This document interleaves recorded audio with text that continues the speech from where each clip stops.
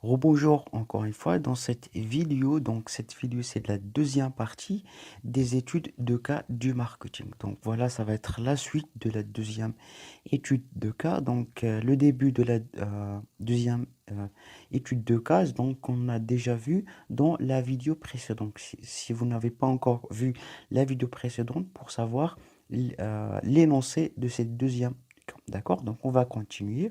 Donc la suite dit constatant la régression des ventes sur ces marchés, la coopérative a amélioré la qualité de sa production, créé un site pour fidéliser ses clients et s'est diversifié vers les produits alimentaires à la base d'argan comme l'huile et amlo. D'accord? Donc la neuvième question dit la phase de siècle de vie de l'huile industrielle est le lancement, la croissance, la maturité, le déclin ou bien aucune réponse. La réponse juste c'est le déclin. D'accord? Donc pourquoi? Je vous explique. Donc la vidéo précédente, on a vu que c'est une coopérative qui produit de l'huile d'argan qui est destinée aux produits cosmétiques. Donc là, l'entreprise, qu'est-ce qu'il fait de base? C'est tout ce qui est cosmétique, l'huile d'argan cosmétique. Mais après, qu'est-ce qu'il a fait? Après un certain temps, qu'est-ce qu'il a fait? Il commence à produire l'huile d'argan alimentaire, c'est tout ce qui, pour être mangé. D'accord? Donc là, pourquoi il a fait son changement? Parce que l'huile d'argan industrielle, il est en phase de déclin. Donc ça, c'est ce qu'ils ont dit dans l'énoncé. Constatons la régression des ventes sur ces marchés. Ça signifie que le produit, l'huile d'argan cosmétique, les ventes sont en bas, chute. Donc il n'y a plus de ventes, donc c'est ce qu'on appelle la phase de déclin. D'accord? C'est ce qu'on appelle donc là, c'est des ventes, les ventes sont diminuées. D'accord? Donc la dixième question dit la stratégie actuelle de la coopérative est d'innovation, imitation, indifférenciation, différenciation, aucune réponse. La réponse juste c'est différenciation. Pourquoi? Parce que avant il fait la production d'argan pour la cosmétique. Maintenant il commence à faire produire l'huile d'argan pour des raisons alimentaires destinées à être mangées. Donc là, l'entreprise, il essaie de différencier ses produits, sa production. C'est une autre segment de marché.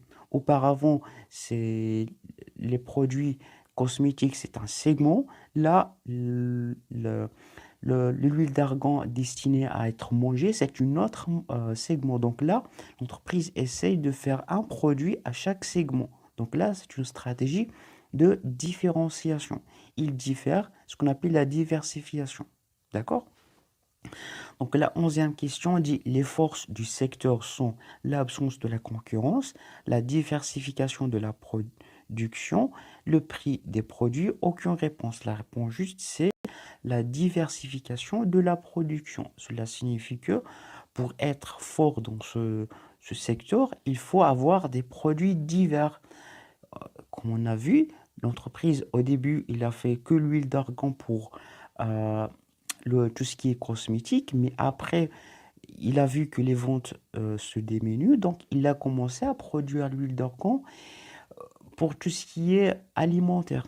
Pour être mangé, il a rajouté le amlo. Pourquoi donc? Pour être toujours en concurrence. Donc là, ça signifie que, d'après les énoncés, ça signifie que les forces du secteur, il faut avoir des produits divers. D'accord? Donc la deuxième partie dit, en menant une analyse économique de la demande, cette entreprise a estimé sa demande potentielle annuelle à 10 960 unités. D'accord? Et son marché potentiel annuel à 10 entreprises.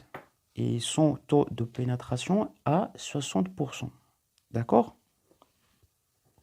Donc, la quantité moyenne vendue par jour est 3, 10, 35, 36, 18 ou bien aucune réponse. La réponse juste, c'est 18. Donc, pour vous expliquer cet énoncé, ça signifie que on a fait une étude concernant la demande. On a trouvé que le marché potentiel de l'entreprise est 10 960 unités. Ça, c'est le marché potentiel, 10 960 unités. Mais l'entreprise n'a que 60% du marché. 60% du marché, ça veut dire 60% de 10 960 unités. Donc, quelle sera la quantité vendue par jour? Qu'est-ce qu'on va faire? On va prendre 10 960, on va fois 0,6. 0,6, ça signifie 60% de cette 10 960. D'accord? Ce qu'on va trouver, on va le diviser sur 360, qui est le nombre de jours dans l'année. On va trouver 18. D'accord? Donc, la 13e question dit le marché actuel d'entreprise est de 5 entreprises, 6 entreprises, 7 entreprises, 10 entreprises. Aucune réponse. La réponse juste, c'est 6 entreprises. Pourquoi? Donc, comme on a vu dans les lancers, ils ont dit que son marché potentiel annuel a 10 entreprises. Ça signifie que le marché potentiel, le marché qu'il pourra atteindre. Mais ils ont dit que le taux de pénétration, ça signifie que son marché actuel n'est que 60% de 10 entreprises. Donc 60% de 10, c'est 6. Donc la réponse juste, c'est 6 entreprises. D'accord? Donc, sachant que l'entreprise souhaite vendre et commercialise ses propres produits au consommateur final, donc le canal de distribution d'entreprise sera canal long, canal court, canal qui direct ou bien aucune réponse.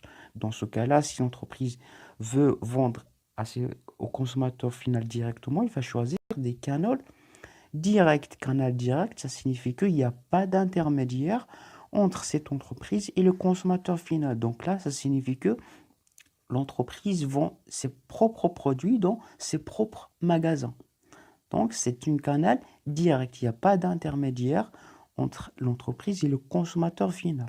D'accord? Donc, 15e question dit, dans ce cas-là, quelle sera sa stratégie de prix? Stratégie de pénétration, stratégie d'écrémage, stratégie d'alignement, ou bien aucune réponse. Donc la réponse juste, c'est stratégie d'écrémage. Généralement, les entreprises qui font ça, c'est des entreprises qui ont un produit qui a de la valeur. Un produit qui a de la valeur, c'est des produits qui ont de la valeur.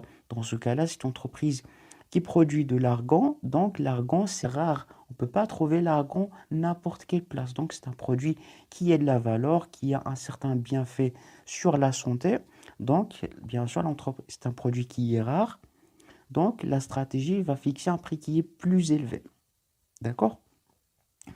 La 16e question dit la manière dont l'entreprise va distribuer ses produits s'inscrit dans le cadre d'une stratégie exclusive, stratégie intensive, stratégie sélective. La réponse juste, c'est stratégie exclusive. Pourquoi? Parce que comme on a déjà vu, quand l'entreprise va vendre ses produits directement au client, donc là, comme on a déjà vu, il va choisir le canal direct. Donc là, la stratégie de distribution sélective. Pourquoi? Parce que soit sélective, soit exclusif. Pourquoi? Parce que les points de vente, ils sont pas beaucoup, ils sont pas nombreux.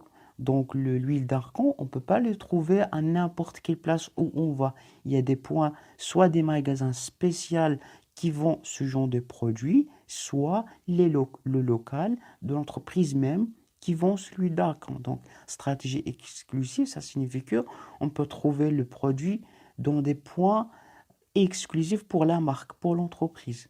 D'accord? Sélectif, ça veut dire on peut le trouver dans des magasins spéciaux qui vendent l'huile d'argan et les produits similaires.